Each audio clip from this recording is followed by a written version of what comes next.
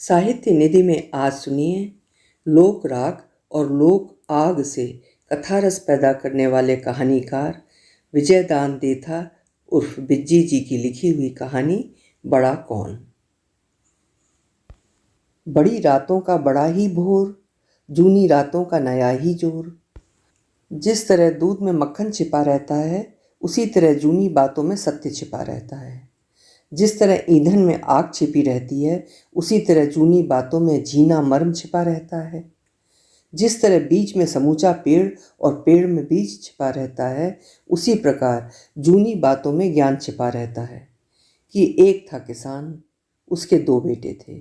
बड़े का नाम दौलत और छोटे का दलित। 3 बरस का अंतराल, पर स्वभाव में अंतर विशाल। दौलत सियार और कौवे की नाई चतुर और घाघ, दलित कमेड़ी और कबूतर के उन्मान, भोला भाला और नितांत सरल। दौलत ठिगना और थुलथुल, गेहुआ रंग, कायरी आंखें, चपटी नाक, रोम रोम से झरती अकल। दलित पतला और लंबा, तांबई रंग, तीखी नाक, पारदर्शी सूरत, निर्मल आंखें, उजला और विशुद्ध अंतस। बड़े भाई का बेइंतहा आदर करता। अलग अलग स्वभाव के अलग अलग ही फल पके। कूच करने से पहले बाबा ने अपने हाथ से जमीन जायदाद, वित्त, मवेशी और बाड़ों का बराबर बंटवारा किया, पर 2 बरस में दौलत ने धीरे धीरे सब जायदाद हड़प ली। दलित माँ जाया सगा भाई होते हुए भी बड़े भाई के यहाँ मजूरी करने लगा और उसकी अपनी टूटी बिखरी झोपड़ी में कामकाज ठप होता गया और उसे पता तक नहीं चला। लेकिन दूसरे तमाम लोगों से कुछ भी छिपा नहीं रहा, इसलिए कोई भी उसके ब्याह सन्मन की खातिर राजी नहीं हुआ। किंतु दौलत की बढ़ती बहबूदी के कारण उसका ठाठ से ब्याह हुआ। संजोग की बात कि भौजाई भैया से भी तर्राट और धूर्त निकली। देवर के साफ सुथरे काम में भी मीन मेट निकालने और उससे लड़ने का कोई भी मौका हाथ से नहीं जाने देती। घर में उसका पदार्पण होते ही गोबर थापना भी दलित के गले पड़ गया। शुरुआत में आधा दूध और आधा पानी, तत्पश्चात खट्टी छाछ ही उसके हिस्से में आने लगी। आधी रात ढले सोता, 2 घड़ी रात रहते उठता। हर काम में माहिर, हुनरमंद। काम और फकत काम ही उसके लिए सुख और आनंद का स्रोत था। बस्ती के लोगों द्वारा बार बार समझाने पर भी छल प्रपंच की बातें उसके पल्ले नहीं पड़ती थीं। दूसरों के ख्याल से उसके दुख का साले का पार नहीं था, लेकिन वो तो अपने ही हाल में मस्त रहता। अकारण ही उसके होठों पर बाल सुलभ मुस्कुराहट खिल उठती। अपने अलावा किसी दूसरे की सीख मानना उसकी आदत ही नहीं थी। एक बार साए साए बजती लुओं और आग बरसाती धूप में वो झाड़ बाटकों की जड़ निकाल रहा था। दिन ढलने आया, मगर भावज रोटी लेकर नहीं आई। सुस्ताना तो दरकिनार, उसने गांव की ओर देखा तक नहीं। पर जिन्हें देखना था उनसे कुछ भी छिपा नहीं रहा कि उस वक्त लक्ष्मी और भाग्य तकरार करते हुए वहां से गुजरे। लक्ष्मी कहे मैं बड़ी, भाग्य कहे मैं बड़ा। दलित पर नजर पड़ते ही उन्हें अपनी तकरार का समाधान मिल गया। अपने आप में खोया वो वीतराग मानुस निर्बाध कस्सी चला रहा था, पसीने से सराबूर, धूल से अटा हुआ। लक्ष्मी उसकी ओर इशारा करते हुए कहने लगी, देख लिया मेरा चमत्कार, मेरे विमुख होने से ऐसी दुर्गत होती है। और मेरी मेहर मैया से इसका बड़ा भाई दौलत मौज बना रहा है, गुलछर्रे उड़ा रहा है। ये तो बौड़म की तरह दिन रात मेहनत करता है, खून पसीना बहाता है, और वो मेड़ी में टांग पर टांग धरकर सोता है, खर्राटे भरता है, सुहाने सपने देखता है। बगल में बेटा पलके मुद्दे सोया रहता है और बहू मेहंदी रचे हाथों से बयार करती है। पगली, इसमें तेरा क्या चमत्कार? भाग्य मुस्कुराते हुए बोला, ये तो मेरा करिश्मा है। बाबा के मरने पर तू तो बराबर हिस्से में आई थी, फिर मैंने इसका साथ नहीं दिया, इसी कारण एक कष्ट भोग रहा है। तेरी क्या बिसात जो फूटी किस्मत को जोड़ दे। अब भी मन में हो तो कसर मत रखना। लक्ष्मी के कलेजे में जैसे एक साथ कई शूलें आर पार हो गई हों। नाक भौं सिकोड़ कर कहने लगी, ज़्यादा गर्भ गलता है, उफान चढ़ा दूध राख में गिरता है। तेरा मेरा क्या मुकाबला। मेरी शुभ नज़र हो तो तू बाल भी बांका नहीं कर सकता। यदि मैं नज़र टेढ़ी कर लूँ तो तू सिर पटक पटक कर मर जाए, तब भी कुछ नहीं हो सकता। तुझे जो करना है कर ले। मैं इसी फसल पर दलित का बेड़ा पार करती हूँ, देखूँ फिर ये कैसे कष्ट उठाता है। तू देखते रहना, ये दूध के तालाब में ना नहाए तो अपना नाम बदल दूँ। भाग्य ने खामखा विवाद करना उचित नहीं समझा। मुस्कुरा कर चुप हो गया, पर उसकी वो अबोली मुस्कान लक्ष्मी को जहर की नाई तिक्त लगी। दोनों में पूरम पूर ठन गई। खरीफ की फसल के दौरान घरवाली के उकसाने पर दौलत ने फिर चाल चली। दलित को मजूरी में बाजरी के बदले मतीरे और ककड़ियाँ लेने पर राजी कर लिया। बेलें पसरें या सूखें उसकी तकदीर। किसी भी बात पर असंतोष या ऐतराज करना तो जानता ही नहीं था। कुदरत ने क्या सोचकर जाने किस मौज में वैसा अजीबो गरीब मानुस गढ़ा, उसका भेद वही जाने। कभी कभार किसी एक शताब्दी में कुदरत भी अपनी सनक में बह जाती है, तब उसके लिए कुछ भी सोच विचार करना संभव नहीं रहता। आदमी का हिसाब अलग है, कुदरत का मिजाज अलग है, और उधर लक्ष्मी की रीझ खींच का तौर अलग है। उसे दलित पर तुष्टमान होना था, सो क्यों पीछे रहती। मतीरे मतीरे और ककड़ी ककड़ी में बीजों के ठौर अमोलक हीरे मोती भर दिए। दलित ने 3 दिन तक भरपूर मेहनत की, तब कहीं जस्तस झोपड़ी के भीतर ककड़ियाँ और मतीरे इकट्ठे कर पाया। एक भी बीज बर्बाद नहीं होने देगा, आखिरी आसरा तो बीजों का ही है। मध्यम मध्यम आंच में सेक सेक कर खाएगा, मतीरे और ककड़ियों को छां तले धूल में गाड़ कर रखेगा। जब तक ककड़ियों से काम चलेगा तब तक मतीरों को छुएगा तक नहीं, सब समझता है।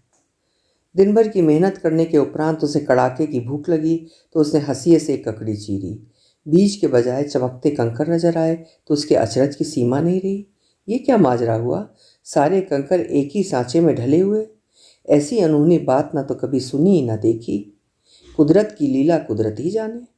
ना चाहते हुए भी उसने मजबूरन एक मतीरा फोड़ा, उसमें भी वैसे ही कंकर। हताश होकर 2 एक मतीरे और फोड़े, 3 एक ककड़ियाँ चीरी, सब में वही का वही माजरा। तब ज़्यादा चीर फाड़ करने में क्या सार, गिरी से पेट भर गया तो गोल गोल चिकने कंकर पकारी में फेंक दिए। भाई भावज के ताने तिस्नों से बचने की खातिर उसने अनहोनी बात की चर्चा तक नहीं की।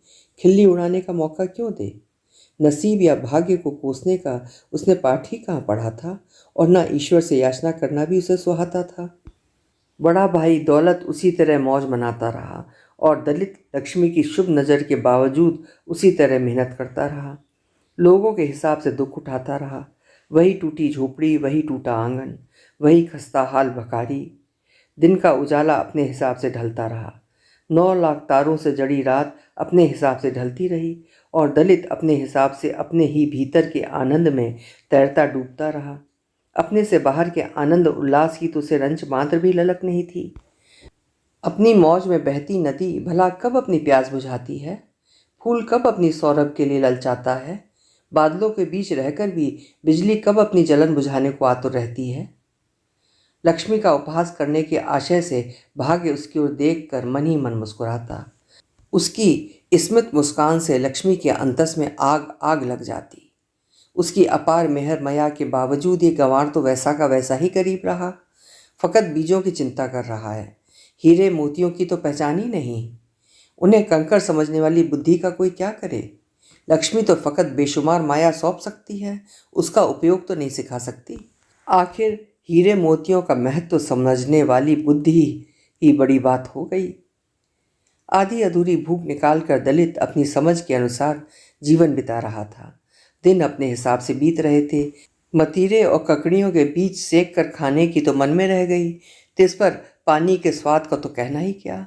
दलित का मन तो बच्चे जैसा ही ग्रंथहीन और निर्मल था।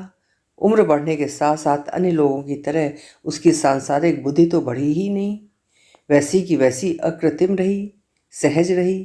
क्या कुदरत भी कभी कभार इन्हें गिने व्यक्तियों के बहाने सपनों का जायका लेती है। पशु भी अपने भले बुरे का कुछ तो ध्यान रखते हैं, पर दलित की उतनी भी समझ नहीं थी। एक दिन संजोग की बात ऐसी बनी कि लक्खी बंजारे ने दलित की झोपड़ी के पास डेरा डाला। वही कतार रोकी, केसर कस्तूरी और सूखे मेवे का व्यापार, अकूत माया का धनी, फकत अमीर उमराव, सेठ साहूकार, राजा महाराजा और बादशाह से वास्ता रखता। जो इच्छा होती वही भाव लेता। फिर भी उन श्रीमंतों को पूरा भरोसा था कि वो उसका लिहाज रखता है। माया मुट्ठी में हो तो जंगल में भी मंगल की क्या कमी। सवा घड़ी रात ढले ब्यालू से निवृत्त होकर वो गपशप की खातिर दलित के पास आया। काली बहरी अंधेरी रात, हाथ को हाथ न सूझे, जिस पर निर्भागी दलित की झोपड़ी में दिया तक नहीं। लक्खी बंजारे ने इधर उधर देखा तो भकारी में उसे कुछ प्रकाश नजर आया। पूछा, अरे वहाँ कुछ सुलग रहा है, ये कैसा उजास है?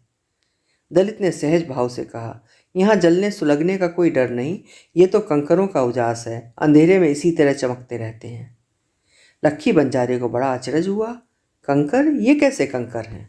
देखूं? इतना कहकर वो भकारी की ओर लपका। उजास की झांकी मिलते ही वो ताड़ गया कि मूढ़ हीरे मोतियों को कंकर समझ रहा है। हथेली में लिए तो वो वीर बहुटी की नाई लाल बम्ब हो गई। मगर ऐसे अमोलक मोती इसके हाथ में लगे क्यों कर? अकल और आंखें दोनों चौंधिया गईं उसकी। ऐसा एक ही नगीना 7 पीढ़ियों का अभाव दूर करने के लिए काफ़ी है, और इसकी भकारी में कंकरों के समान पड़े हैं। सच इनका मोल नहीं जानने वाले के लिए तो ये कंकर ही हैं। दलित से पूछा तो उसने कुछ भी नहीं छिपाया। बाल सुलभ उत्सुकता से उसने 3-4 एक मतीरे और ककड़ियाँ चीर कर बताईं। मुस्कुराते हुए कहा, भावच के सिखाने पर बड़े भाई ने बाजरी के बदले मुझे मतीरे और ककड़ियाँ सौंप दी। शायद कुदरत भी भावच का कहा मानती है। आप तो देश दिवासर घूमते रहते हैं, बताइए कुदरत का ऐसा तमाशा आपने कभी देखा है? बीज निकलते तो खाने का मजा आता, ये कंकर ना तो खाए जाते हैं ना निगले जाते हैं।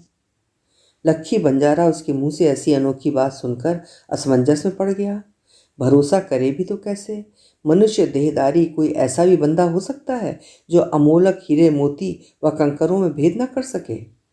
बीसियों साधु संत और ऋषि मुनियों से पाला पड़ा, लेकिन अभेदे की ऐसी खरी दीठ कहीं नहीं नजर आई। लक्की बंजारा तो उन कंकरों का मोल अच्छी तरह जानता था। उनकी मर्यादा का मान रखते हुए उसने दलित से कहा, कुदरत के तमाशे का तनिक भी सोच मत करो। मैं तुम्हें एक एक कंकर के बदले खरे सोने की 100-100 मोहरें देने को तैयार हूँ। फिर तो चिंता जैसी कोई बात नहीं। मैंने चिंता की बात कब कही? फकत कुदरत के तमाशे का यूं ही जिक्र किया। उसने गर्दन हिलाते हुए कहा, लगता है आप भी मेरा मजाक उड़ा रहे हैं। ये कंकर या मोहरें खाकर बताएं तो जानूं। पेट तो केवल बीज बाजरी या ज्वार से भरता है। आप मेरी फिक्र न करें, मैं भूख प्यास की ज़्यादा परवाह नहीं करता। जस तस मतीरों की गिरी से काम चला लूँगा। और यूँ इस जंगल में फल फूलों की भी कमी नहीं। लक्की बंजारे ने धीरज से समझाने की खूब कोशिश की। किसी भी हाट बाजार से मोहर के बदले वो जो चाहे सो चीज़ खरीद सकता है। घी, गुड़, खांड, मिर्च, मसाले, बर्तन बासन, कपड़े लत्ते, गाय भैंस इत्यादि सब कुछ। मोहरों का जोर हो तो पक्की हवेली बनते क्या देर लगती है?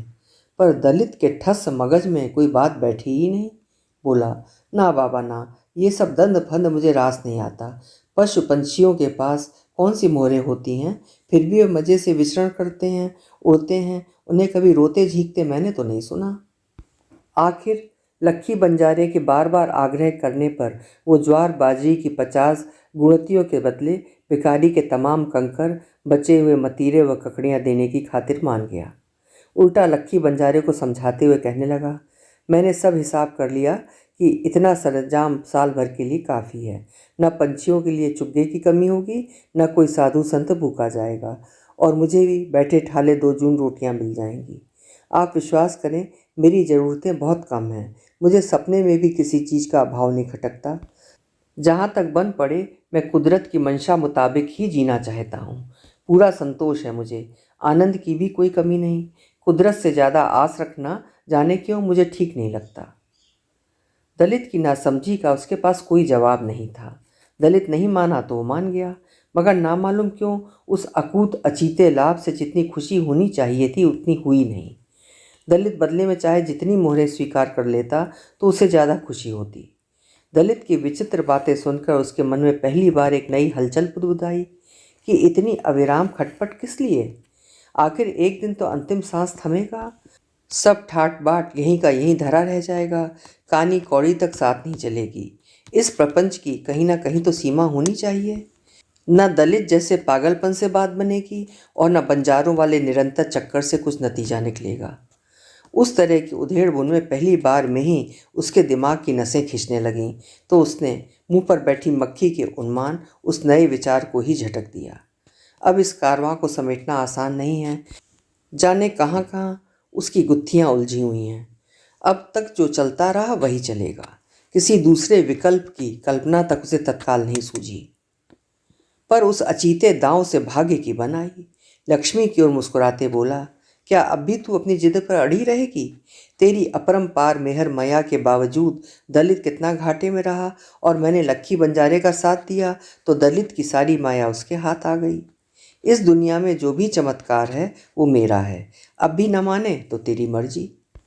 अपनी बकवास अपने पास रख, लक्ष्मी ने झुंझलाते हुए कहा। मुझे सुनाने की जरूरत नहीं, मैं तो अपनी मर्जी से ही चलूंगी। तेरी तो औकात ही क्या, मैं तो ईश्वर की भी परवाह नहीं करती, वो भी मेरी संगत के लिए तरसता है। मेरा करिश्मा मैं ही जानती हूँ, तू चुपचाप देखता जा। भाग्य मुस्कुराता रहा, लक्ष्मी मन ही मन खींचती रही। अकस्मात लक्की बंजारे के दिमाग में राजा का ध्यान आते उसका बचा कुचा आनंद भी हाथ से खिसकने लगा। वहाँ का राजा अदल न्यायी था और अपनी सनक पर उसे जोम भी कम नहीं था। यदि इस सौदे की भनक भी उसके कानों में पड़ गई तो पीढ़ियों की कमाई से हाथ धोना पड़ेगा। बचपन की कंगाली का दुख इस बेशुमार बहबूदी के बीच भी उसे सालता रहता था। पहले विवाह की बंजारन ने गरीबी से तंग आकर एक धनाढ्य बंजारे का हाथ थाम लिया और उसका कुछ भी वश नहीं चला। राजा से फरियाद करता तो उसके साथ पूर्ण न्याय होता, पर उधर से ध्यान हटाकर उसे कमाई की ओर ध्यान लगाया तो कुछ भी कमी नहीं रही। दिन दूनी और रात चौगनी उसकी दौलत बढ़ती रही। जरूरत पड़ने पर राज्य के खजाने का भी पूरा ध्यान रखता। सनकी राजा उसके सिवाय किसी को भी खजाने की सही स्थिति नहीं बताता था। रजवाड़े की सबसे सुंदर बंजारन उसके घर की शोभा बढ़ा रही थी। कहीं न्याय की सनक के परिणाम स्वरूप इस बंजारन का भी मन डावाडोल हो गया तो वो इस सदमे का आघात झेल नहीं सकेगा। अदल न्याय की सनक के वशीभूत राजा कुछ भी लिहाज नहीं रखेगा। रखना भी चाहेगा तो राजकुंवरी रखने नहीं देगी। राजा का डर उसके हिये में समाया नहीं। पानी से पहले पाल बांधे सो प्रवीण। राजा की सनक के सामने दलित की सनक जाने कहाँ उड़न छू हो गई। अपना ताम झाम लेकर वो सीधा राज दरबार पहुंचा। नजराने के निमित्त मन ही मन खुश होकर उसने सोने का थाल मोतियों से भरकर राजा के सामने अदब से पेश किया। आदमी सोचता कुछ और है, होता कुछ और है। यदि उसका सोचा पार पड़ जाता तो कब की स्वर्ग की सीढ़ियां लग जाती। राजा के पास ही राजकुंवरी बैठी थी। वैसा अमूल्य नजराना देखकर राजा बहुत खुश हुआ, किंतु राजकुंवरी के माथे पर बल देखकर राजा के तेवर बदल गए। राजकुंवरी कुछ कहती उसके पहले ही वो बंजारे पर बरस पड़ा। बोल, इस अचीते नजराने का मायना क्या है? मुझे बिल्कुल गावदी समझ रखा है। इस नजराने की ओट में तू कौन सी कालिक ढकना चाहता है? जरूर कोई बड़ा अकर्म किया है। अब भी सच सच बता दे तो 100 गुनाह माफ हैं, वरना जिंदा गीले कांटों में जलाने का आदेश करूंगा, याद रखना। बंजारा थर थर कांपने लगा। आंखों के सामने धुंध सी घिराई। नगीनों का हाथ नीचे गिर पड़ा। अपने पांवों चलकर शेर की मान में आया। ये अंजाम तो होना ही था। सच्चाई उगलनी पड़ी। राजकुंवरी भौचक रह गई। निपट स्तब्ध और हतप्रभ सी मना स्थित में उसे सोचने को मजबूर होना पड़ा कि ऐसे अनमोल हीरे मोतियों को कंकड़ समझने वाले बंदे भी इस धरती पर बसते हैं। सुनकर भी भरोसा नहीं होता। फिर भी आश्वस्त होकर उसने राजा से कहा, इसे माफ़ कर दें, नजराने का इससे योग नहीं जुड़ता तो मैं ब्याह न करने का प्रण कभी न तोड़ती। मुझसे ब्याह करने योग्य पुरुष की सपने में भी आशा नहीं थी। अब ब्याह करूंगी तो दलित नाम की इस विभूति से ही, वरना आजीवन कुंवारी रहूंगी। बेटी की जिद के आगे राजा का कोई वश नहीं चला, और ऐसी समझदार एवं सुंदर बेटी का कहा मानने में भी बाप की मर्यादा है। उस पर राज्य का ठौर चलाना उचित नहीं। बंजारे के साथ ही अदेर सावा भेजा। दलित के सारे कंकर राजा ने जब्त कर लिए, एक भी पीछे नहीं छोड़ा।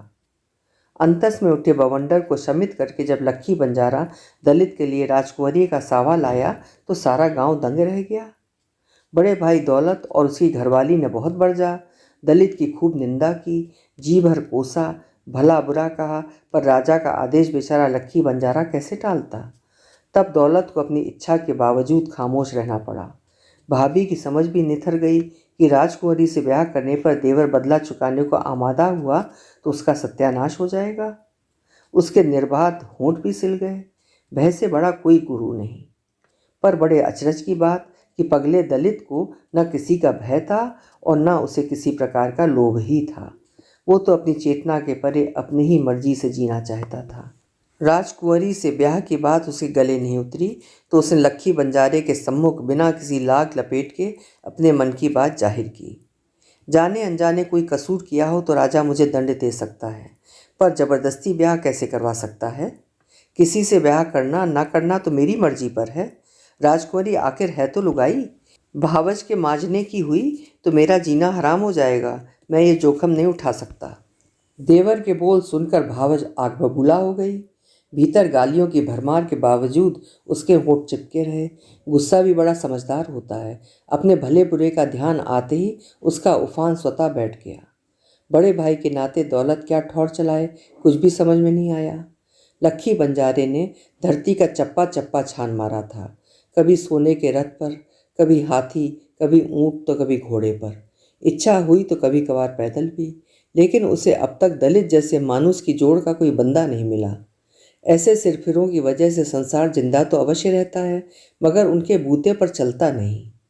दलित की नई निराली बातें सुनकर बंजारे के अंतस में व्याप्त अभेद्य अंधकार कुछ कुछ छटने लगा था। आज से पहले दलित को इतना बोलने का मौका ही कहाँ मिला। चुपचाप बड़े भाई की हाजिरी बजाता रहता। जमीन जायदाद जैसी नाकुछ बात के लिए लड़ना झगड़ना उसे रास ही नहीं आता था। झगड़ने काबिल कोई मसला हो तो झगड़ा टंटा भी करे, दुख सुख का ख्याल भी करे, पर संयोग से आज वैसा मौका मिला तो उसे बोलने की प्रबल इच्छा हुई। और उधर लक्की बंजारे को भी सौभाग्य से ऐसे अचीता अवसर मिला तो जाने क्या सोचकर उसने कहा, यदि आपसे ये सावा कबूल नहीं किया तो राजा जी आपको जिंदा दीवार में चुनवा देंगे। अब अपना भला बुरा आप जाने। लक्की बंजारे के मुंह से आदर के बोल सुनकर दलित को बरबस हंसी आ गई। हंसते हंसते उसने कहा, आज के पहले सब तू तू कहकर मुझसे बात करते थे। राजकुंवरी का सांवा आते ही आपकी झड़ी लग गई। राजा का नाम है तो बड़ा, पर कोई भी जाया जन्मा मौत से कब तक डरेगा। दीवार में चुनवाने वाले राजा बादशाह क्या कभी मरेंगे ही नहीं? फिर दूसरों की मौत का डर क्यों दिखाते हैं? उनसे पूछना तो था। चुपचाप उनका आदेश लेकर चले आए। लक्की बंजारे ने अपने हिसाब से जैसी उम्मीद की थी ठीक उसी के अनुरूप जवाब सुनकर वो खुश भी कम नहीं हुआ, मगर वो अपने मन का भेद जाहिर नहीं करना चाहता था। पर नासमझ छोटे भाई पर हरदम धौंस दिखाने वाला दौलत बुरी तरह घबरा गया। ये ठूठ पूरे गांव को ले डूबेगा। अब इसकी लानत मलामत भी कैसे करें? राजा जी का दामाद तो अपनी मनमानी करेगा ही। सुनार की 100 ठकठक और लोहार का एक धमीड़, सब चकनाचूर हो जाएगा। परिस्थिति को अच्छी तरह भांप कर उसने चिरौरी की, हाथा जोड़ी की तो उसका दांव पार पड़ गया। दलित का कठोर हिया ओले की तरह पिघल गया। राजकुंवरी से ब्याह की खातिर हामी तो भर ली, मगर हाथी की सुनहरी अंबाड़ी पर बैठने से साफ मना कर दिया। कहने लगा, हाथी पर बैठा आदमी मेढक जैसा लगता है।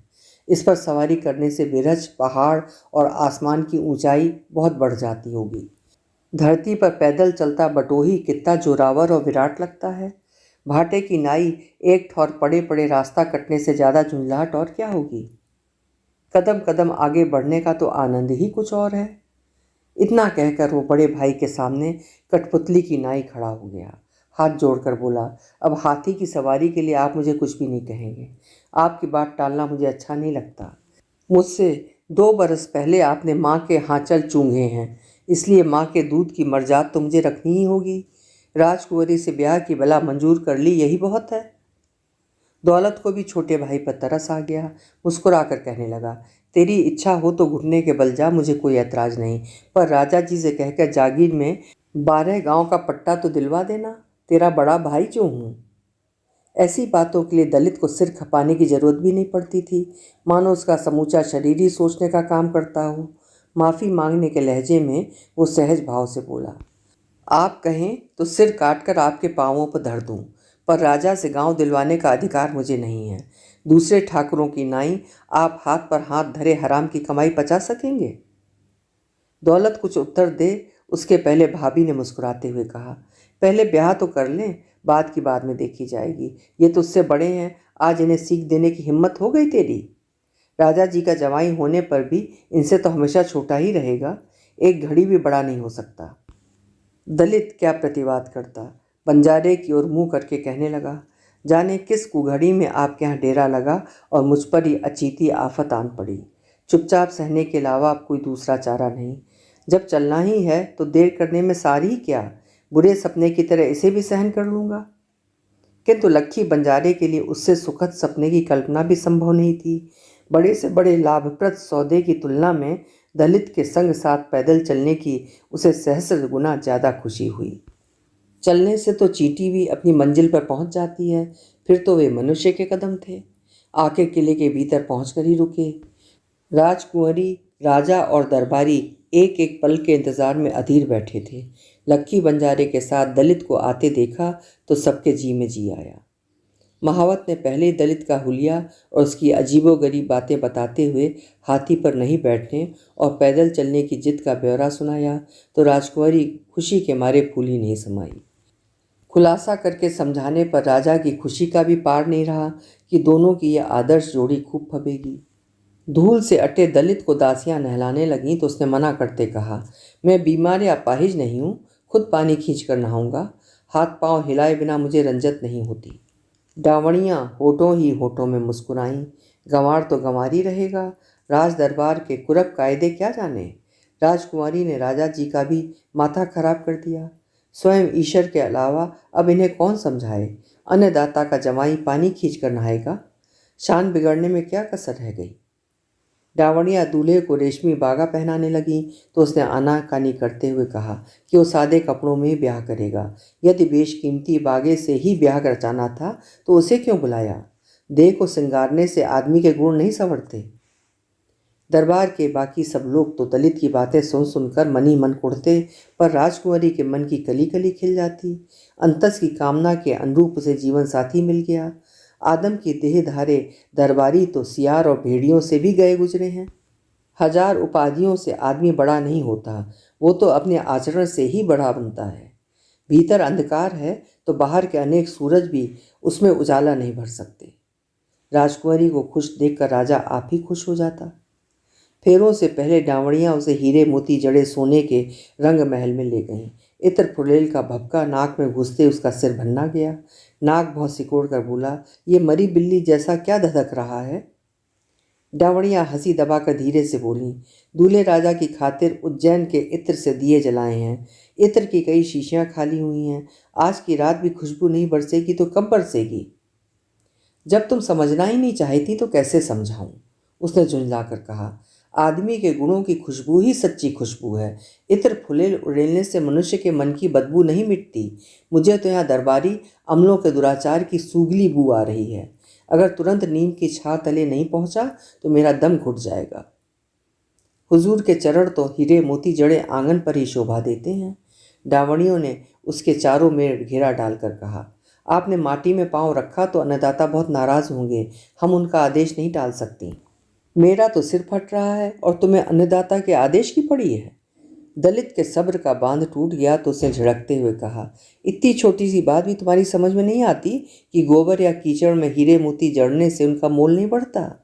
मनुष्य का महात्म उसके चरित्र से है, हीरे मोती सिंहासन और सोने चांदी से नहीं। उसकी गूढ़ बातों का मायना राजकुंवरी ने राजा रानी को समझाया तो उनके आनंद का पारावार नहीं रहा। उस अथाह हरक की लहर में उन्होंने दलित को आधा रात सौंपने की मंशा दर्शाई तो उसका मन एकदम कसैला हो गया। फिर भी सहज भाव से कहा, राजकुंवरी के गुण देखकर मैंने ब्याह की हामी भर ली, वही बहुत है। जिस पर राज का ये लफड़ा संभालना मेरे बूते की बात नहीं, और ना मुझे राज के ठाट बाट का लोभ लालच है। अपना मन काबू में रख लूँ तो इससे बड़ी बात की मैं सपने में भी आस नहीं रखता।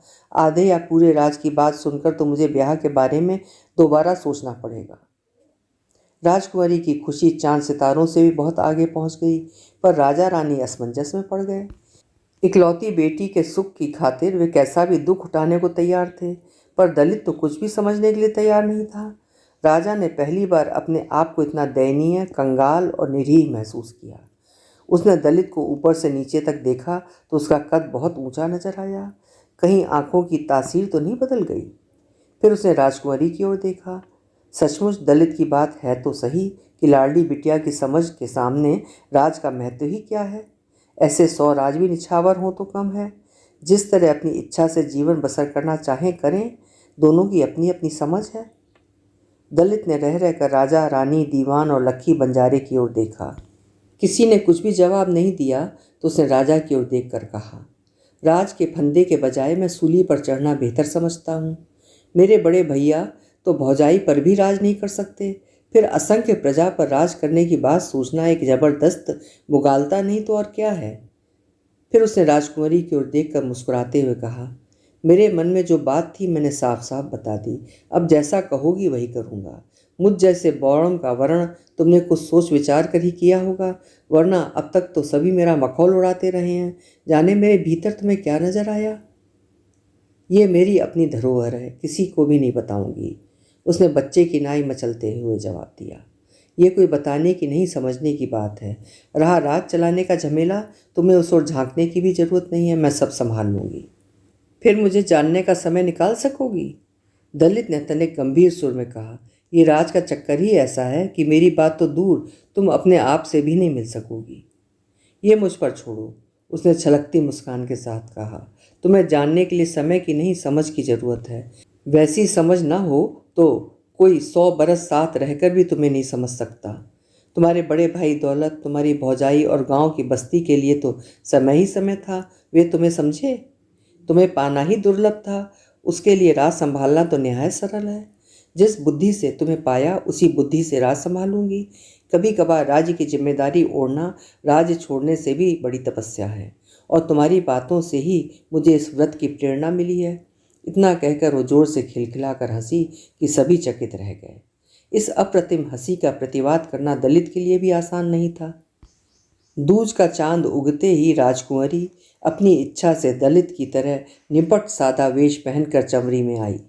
फेरे होने वाले ही थे कि लक्ष्मी और भाग्य तकरार करते हुए वहां आ धमके।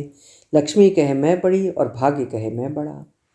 लक्ष्मी का रंग सोने जैसा और भाग्य का कुमकुम जैसा। तकरार से कोई नतीजा नहीं निकला, तो उन्होंने शुरू से आखिर तक सारी बात बताई और कहा, दलित के बारे में जितनी जानकारी लक्की बंजारे को है उतनी किसी को तो नहीं। हम उसे ही अपना पंच थरपते हैं। हमारा झगड़ा सलटाने के बाद ही फेरे होंगे। मानो अंधे के हाथ बटेर लगी हो।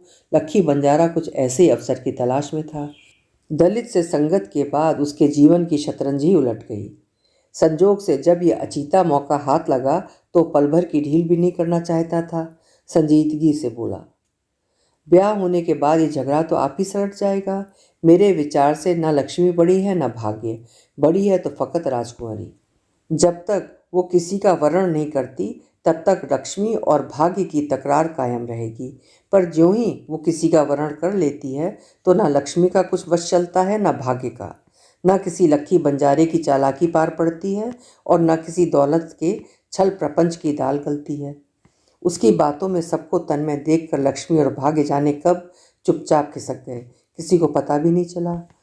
फिर लक्की बंजारा दलित और राजकुंवरी की ओर मुखातिब होकर बोला, राज की बागडोर राजकुमारी संभालें या आप संभालें, एक ही बात है। फौज, सिंहासन और खजाना तो अपना असर दिखाते ही हैं। यदि आप उसके नशे से अछूते रहें तभी आपकी मर्यादा है। मैं बरसों से देश भर के राज्यों का रंग ढंग देख रहा हूँ। सभी राजा एक से बढ़कर एक दुराचारी, अन्यायी, हत्यारे, निर्मम और कुलालची हैं, मानो एक ही नागिन के जाए जन्मे हों। एक राज्य की पुरानी परपाटी के अनुसार राजा के मरने पर हथिनी ने 3 बार एक ऋषि को माला पहनाई, तो प्रजा और दरबारियों ने उसे ही सिंहासन का उत्तराधिकारी मंजूर कर लिया।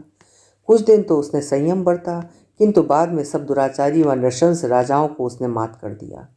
राज सत्ता का घातक प्रभाव निरीह कबूतर को भी बाज बना देता है।